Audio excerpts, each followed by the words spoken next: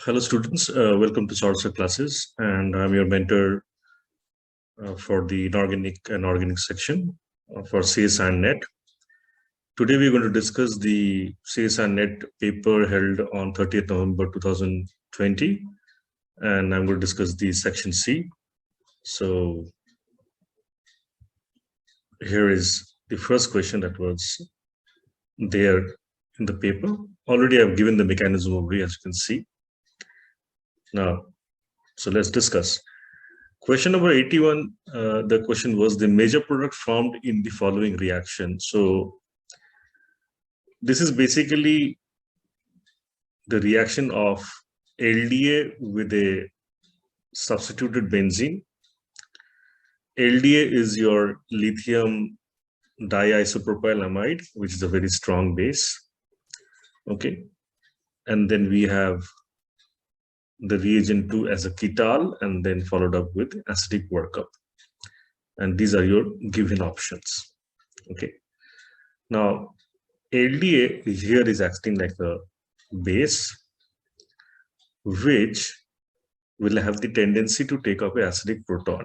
Now, if you think of the acidic proton, then there is a proton attached to this carbon and there is a proton attached to this carbon. If you compare the acidity of both, then one can say that since this proton is lying very near to the oxygen and to the bromine, so obviously this carbon will be bearing more positive charge and hence will contribute towards more acidity of this hydrogen. Whereas in comparison, if we compare this hydrogen over here, since the OMe group is lying at a far away distance, which is para position, okay, and since the inductive effect decreases along the sigma bonds because of distance, so we will say this hydrogen here is less acidic. So in all likelihood, we will say that this base, which is the LDA, that is lithium diisopropyl bromide, the negative charge on the nitrogen will take up the proton here. Okay, that will generate a minus charge over this carbon, as we have shown. In the consequent step, one can think of that this Br will be eliminated and we will have the formation of a benzene over here. What is interesting to note, as we will see, that for this type of a benzene, okay, now this particular carbon is going to be having more electron density than this carbon. The reason being, the OMe group is conjugated to this benzene ring and it has lone pairs over here, which can send the lone pairs to the benzene ring, so increases the electron density on this carbon, whereas it is less over here. That is one of the reasons. So when you add a reagent to something like a ketal, okay, this is a ketal, all right, this can undergo a 2+2 cycloaddition reaction. Now the orientation of the ketal can be like this, where this carbon is upwards and it can be downwards. Now, in all possibility, it will remain upwards for the simple reason being, if there is negative charge here or electron density more here and less here, then these ketal will be placed in this type of position, as here the negative charge will, so the arrow should be in this direction, negative charge should go to this positive one, and here the negative should go to this positive over here. Please understand, as I have explained before, this is the negative one and this is the positive one, okay, more density wise. So here I will say this is the having more electron density, so arrow should go to this electropositive carbon, and this is having more electronegativity, so this will be going here, and that is how the cycloaddition 2+2 will take place with the benzene. Okay, and in the consequent step, once you add the hydronium ion, what happens, we know that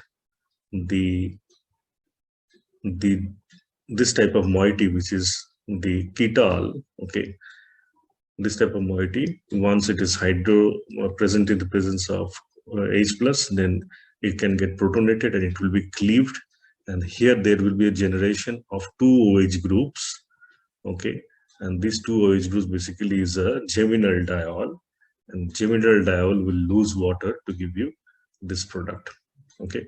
So here the option or our answer will be 1, okay. Now in the next question, this is basically Prince reaction where we have a styrene, and styrene is being treated with formalin. Formalin is basically a polymer of a trimeric unit of, we can say,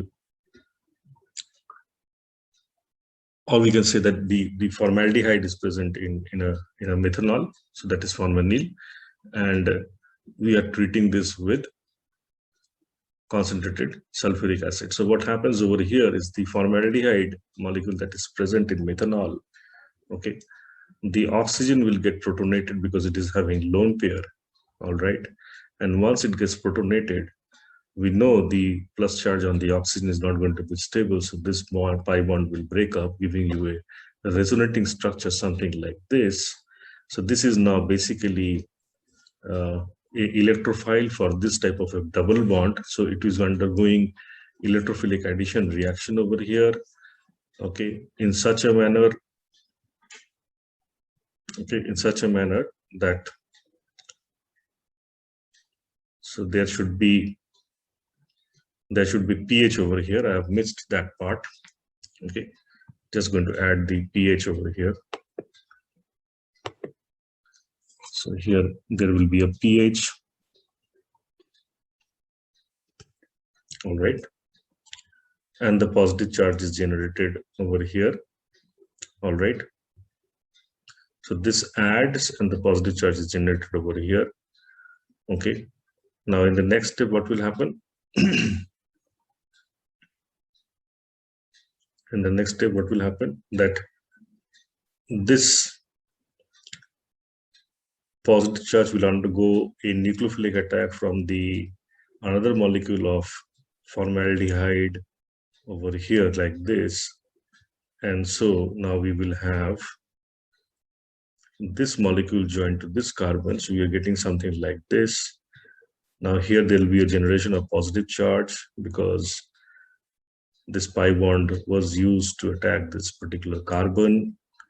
Now what will happen, there will be a ring closure. How there will be a ring closure? So this oxygen that was there, as you can see here now, this will make an attack. So if we do the counting, we can see 1, 2, 3, 4, 5, and 6. So there is a 6-membered ring formation over here, which is very much close looking to this one, the 4 one. Okay. So there is this now ring closure. Let me add the phenyl group, which I have missed. So this is the phenyl group that has been added now. And so as you can see that finally, after the proton loss has taken place, this is the molecule that will be formed over here. Okay. I hope that explains the query that you had regarding the question 81 and 82. Okay. Thanks for listening.